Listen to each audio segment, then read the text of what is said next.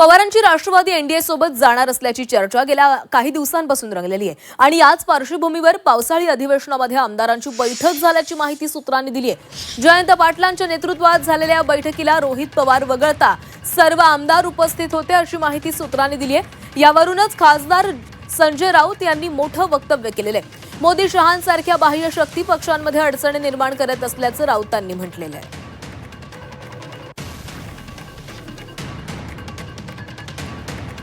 तर सध्या पवारांची राष्ट्रवादी एनडीए सोबत जाणार असल्याची चर्चा गेल्या काही दिवसांपासून सुरू आहे आणि याच पार्श्वभूमीवर पावसाळी अधिवेशनात आमदारांची बैठक झाल्याची माहिती सूत्रांनी दिलेली आहे। जयंत पाटलांच्या नेतृत्वात ही बैठक झाली होती।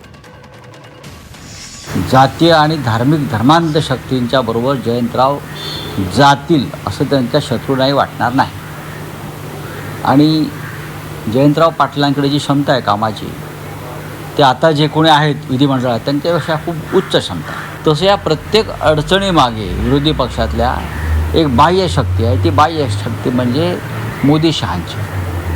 त्यांना कोणीही या देशातल्या प्रादेशिक पक्षामध्ये स्थैर्य यावं, नीट काम व्हावं, विरोधी पक्षाची भूमिका नीट बजावावी असं त्यांना वाटत नाही।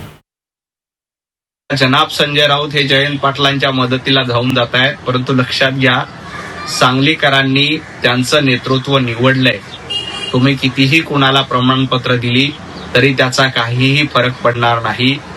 तुम्ही आपल्या पक्षाची जी वाताहत होते त्याच्याकडे लक्ष द्या आणि मग इतरांना प्रमाणपत्र वाटत सुटा।